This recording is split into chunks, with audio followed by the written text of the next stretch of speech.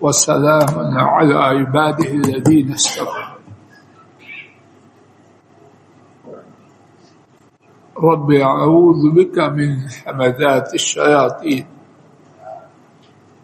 وأعوذ بك رب أن يحضرون أعوذ بالله السميع العليم من الشيطان الرجيم من حمده ونفخه ونفثه 19واں پارہ سورہ النمل آیات مبارکہ 3 اور اس کے بعد الذین یقیمون الصلاۃ، وہ لوگ جو نماز کو قائم کرتے ہیں، وَيُؤْتُونَ الزَّكَاةَ، اور زکوٰۃ کو ادا کرتے ہیں، وَهُمْ بِالْآخِرَةِ هُمْ يُوقِنُونَ، اور وہ ہی آخرت کے ساتھ وہ یقین کرتے ہیں۔ دوبارہ با محاورہ ترجمہ سماعت فرمائیے۔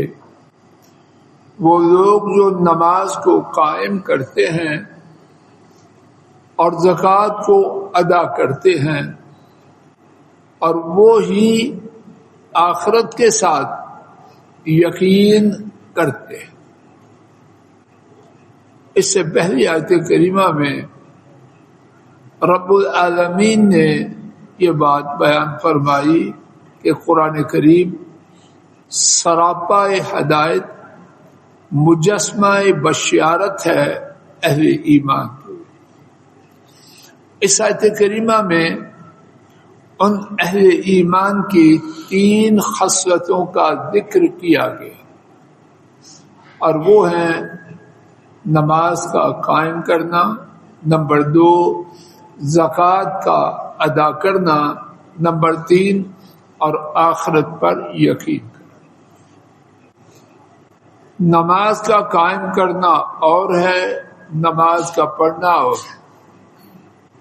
پڑھ لی قائم کرنے میں کہ خشوع و خضوع کے ساتھ سنت کے مطابق نماز ادا کی جائے، نماز باقاعدگی سے ادا کی جائے، خوشی میں، غمی میں، کاروباری مشغولیت میں، سماجی، عائلی،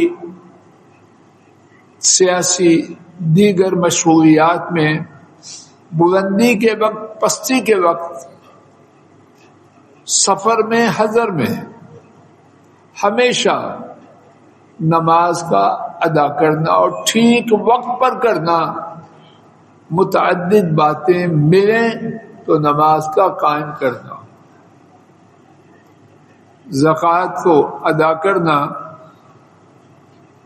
صحیح طور پر، پوری بغیر ہیلے بہانے بنائے ہوئے زکوٰۃ کو ادا کرنا، اور زکوٰۃ کے ادا کرتے وقت مقصد اللہ کی رضا اور جن کو دی جا رہی ہے ان کی مصلحت و اپنی دنیاوی مصلحت زکوٰۃ کے دینے سے نہ ہو، نام و نمود یا دنیاوی فائدے حاصل کرنا، وہ زکوٰۃ دے وہ کچھ اور آخرت پر یقین کرنا، جہاں برائی کرنے کا موقع ہو آخرت یاد آ جائے اور برائی سے ہٹ جائے، جہاں نیکی چھوڑنے کا امتحان آئے آخرت یاد آئے اور نیکی کی طرف لپک کے چلا جائے۔ اللہ بہتر جانے، یہاں یہ بات نوٹ فرمائیے، یہ 3 صفات کن کی ہیں؟ ایمان والوں کی، جن کے لیے قرآن پاک سراپا ہدایت، مجسمہ بشارت ہے۔ اگر یہ 3 خوبیاں نہیں، 3 خصلتیں نہیں، تو ایمان والی کہانی باقی ہوگی۔ ایک شخص کہے میری بیوی بہت اچھی ہے، بات کہوں مانتی ہے، دیکھو خوش کرتی ہے، گھر سے غائب ہوں، اپنی امانتوں کی حفاظت کرتی ہے۔ اب بیگم صاحبہ ان تینوں خاصیتوں سے، تینوں خصلتوں سے معاذ اللہ خالی ہو اور کہے میرے شوہر نے کہا کہ میری بیوی بڑی اچھی ہے، تو بات بنے گی؟ بیوی کے میرے شوہر بہت اچھے ہیں، گھر کا خیال رکھتے ہیں، بیکار گھر سے باہر رہنے سے رکتے ہیں، ہمارا دکھ سکھ میں ساتھ دیتے ہیں۔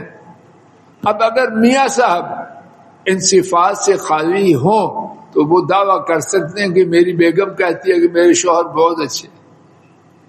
جب اس نے کہا میرے شوہر اچھے ہیں یا شوہر نے کہا بیوی اچھی ہے، تو کب؟ جب وہ خصلتیں جو ذکر کی گئی موجود ہوں۔ تو اگر یہ تین خصلتیں نہ ہوں، جمعہ کا نمازی یا معاذ اللہ رمضان کا نمازی یا عید کا نمازی، تو ایمان والی کہانی کدھر جائے؟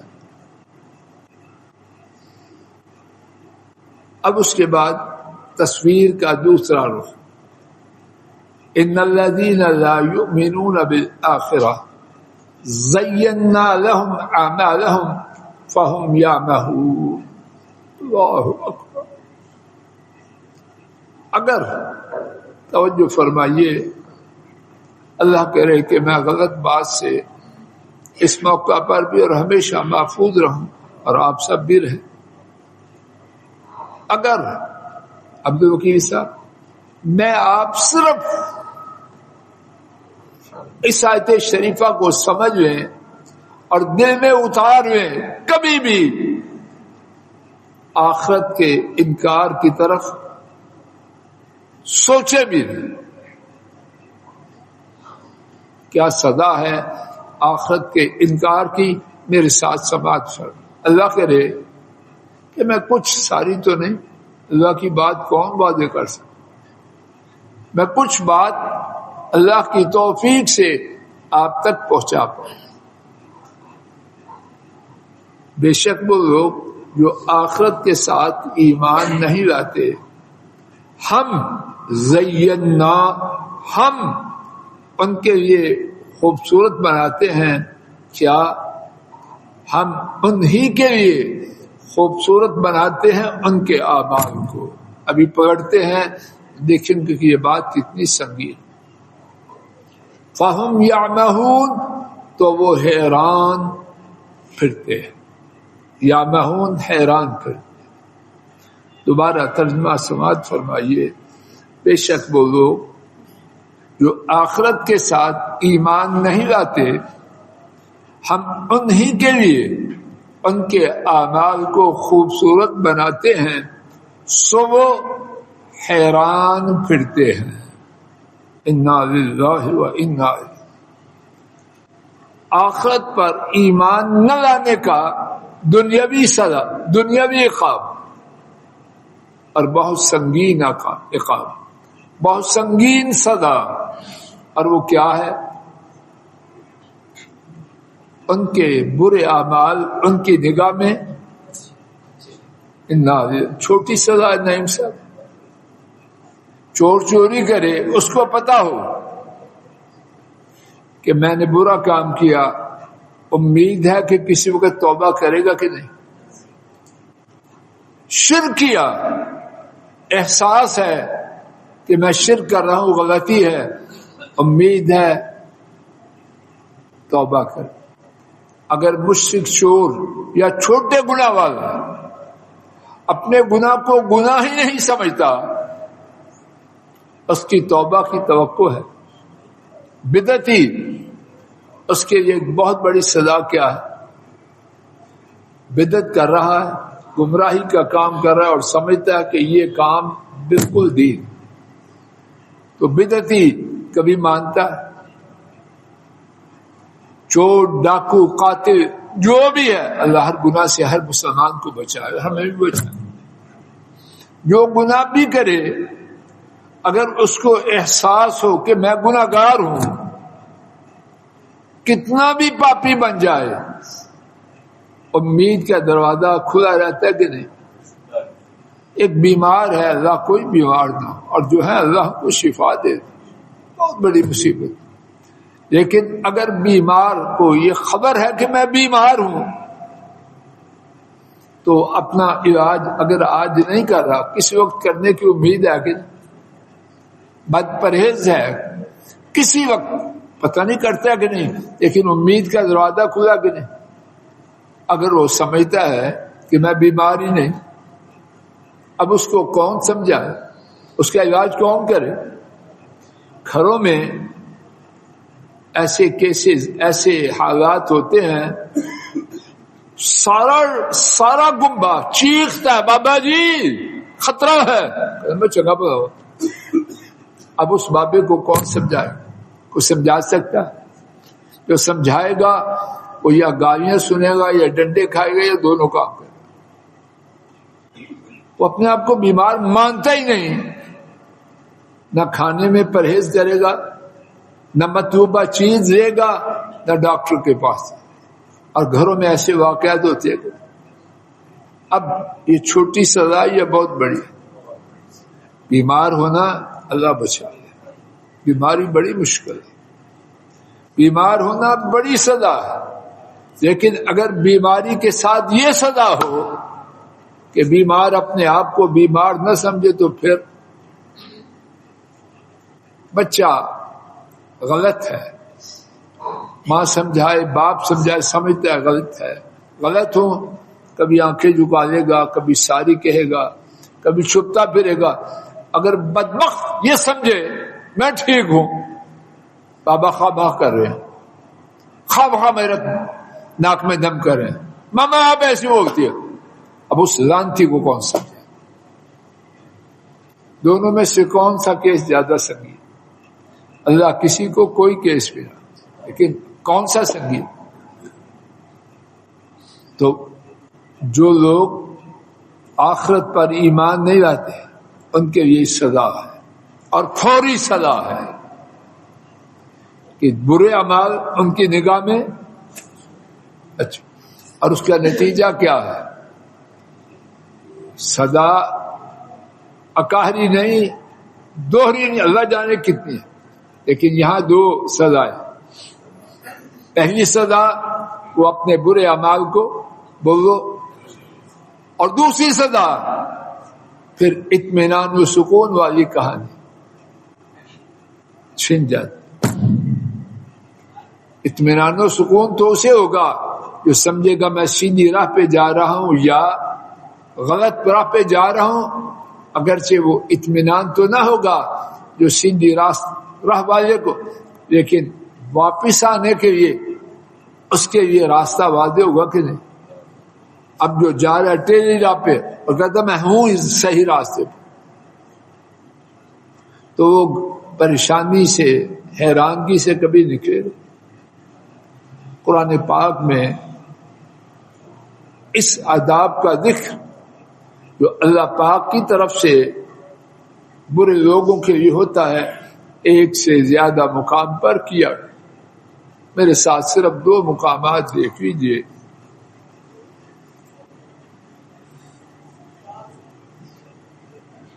پہلا مقام سورہ الانعام پارہ 7واں آیت شریفہ 110 صفحہ 141 141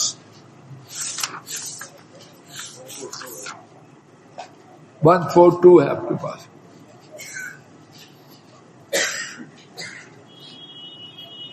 وَنُقَلِّبُهُمْ أَفْئِدَتَهُمْ وَأَبْصَارَهُمْ كَمَا لَمْ يُؤْمِنُوا بِهِ أَوَّلَ مَرَّةٍ، اور ہم ان کے دلوں کو، ملک صاحب جی، اور ہم ان کے دلوں کو اور ان کی آنکھوں کو پھیر دیتے ہیں۔ کما لم یؤمنوا بہ اول مرہ، جیسے وہ پہلی دفعہ ایمان نہیں لائے۔ وَنَذَرُهُمْ اور چھوڑتے ہم ان کو ان کی سرکشی میں حیران پھرتے ہیں۔ توجہ فرمائیے، نگاہیں آیت کریمہ پر جمائیے۔ جب پہلی دفعہ وہ ایمان نہ لائے، جب وہ پہلی دفعہ ایمان نہ لائے تو اللہ پاک نے کیا سزا دی؟ ان کے دلوں کو اور نگاہوں کو پھیر ہی دیا۔ حق راہ ان کی نگاہوں سے، حق راہ ان کی نگاہوں سے ہی اوجل ہو۔ اور یہ کیوں ہوا؟ کما لم یؤمنوا بہ اول مرہ، کیونکہ وہ نگاہیں جمائیے پہلی دفعہ ایمان نہیں لائے۔ یہ سزا ان کی کرتوت کی ہے یا اللہ کی طرف سے ظلم ہے؟ وَنَذَرْهُمْ فِي طُغْيَانِهِمْ يَعْمَهُونَ، جب کیفیت یہ ہو جائے، شکریہ، جب کیفیت یہ ہو جائے، ماشاءاللہ، جب کیفیت یہ ہو جائے کہ اللہ دل کو پھیر دے، اب کیا ہے؟ بھٹک جاتا۔ اب بھٹکا ہوا، اس کو پتہ ہی نہیں کہ سیدھی راہ کدھر ہے، ٹیڑھی کدھر ہے، تو راہ حق کی طرف آئے گا۔ اگر کسی کو پتا ہو کہ میں غلط راہ پہ چل رہا ہوں، یہ راہ غلط ہے، یہ سیدھی ہے، توقع ہے کبھی ادھر آ جائے۔ اب وہ جارت کو پتہ ہی نہیں سیدھی راہ ہے کدھر، تو خاک آئے گا۔ آئیے دوسرا مقام 16واں پارہ، سورہ الکہف، صفحہ غالباً آپ کے پاس 305، آیت شریفہ 103 سے 106 تک۔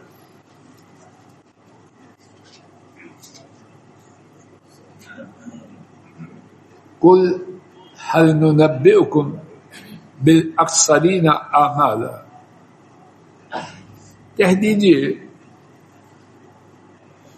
کیا میں تمہیں ان لوگوں کی خبر دوں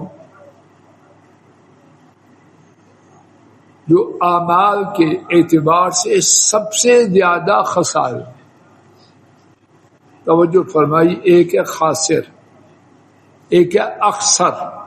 دوبارہ دیکھیے آیت شریفہ دیکھیے، ایک میرے ساتھ بولو کیا ہے؟ خاسر، اس کی جمع خاسرین۔ ایک ہے اخسر، اکثر، اور اس کی جمع اخسرین۔ اکثر کا معنی سب سے زیادہ خسارے۔ اللہ پاک بچا لے۔ کیا ہم تمہیں ان لوگوں کی خبر دیں جو اعمال کے اعتبار سے سب سے زیادہ نقصان میں ہے؟ کون ہے وہ؟ اللہ پاک بچا۔ اللہ خاسر بھی نہ ہو، اکثر بھی نہ چھوٹے، نہ خسارے میں ہو، نہ سب سے زیادہ خسارے۔ کون ہے وہ؟ فرمایا وہ لوگ ان کی کوشش دنیا ہی میں گم ہو گئے، ان کا جینا مرنا اٹھنا بیٹھنا کھانا پینا ملنا لینا دینا کس لیے؟ دنیا کا۔ سلام بھی لیتے ہیں تو کیا ملے گا؟ بیمار کی عادت سے یہ کرتے ہیں، کیا ملے گا؟ جنازے پہ ملیں گے، کیا ملے گا؟ کیا ملے گا اللہ کے پاس؟ نہیں۔ کیا ملے گا مجھے؟ کیوں جاؤں؟ پانی کیوں پلاؤں؟ اس کی سفارش کیوں کروں؟ ہر کام دنیا کے۔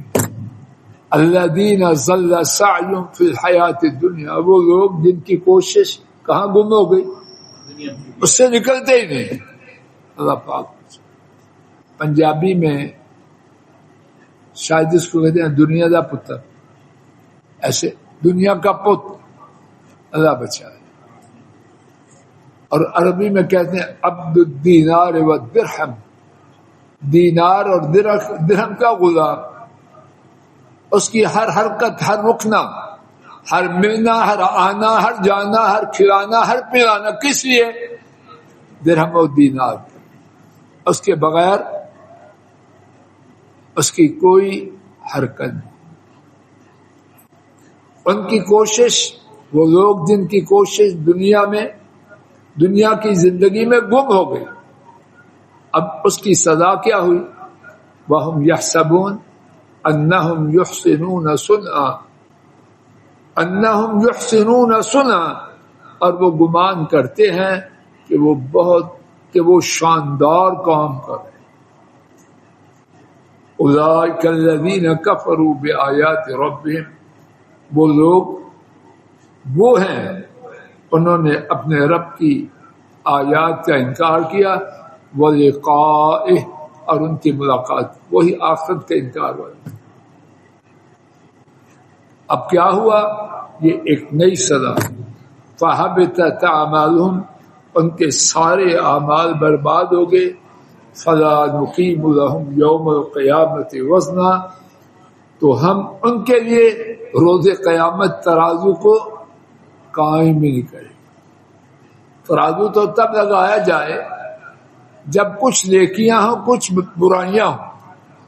تو جب سارے اعمال برباد ہو گئے، اب توڑنا کیا ہے؟ آپ نے سودا لیا، ایک طرف کلو کا وزن، دوسری طرف مچھلی. اب مچھلی ہے ہی نہیں تو توڑنا خاک ہے.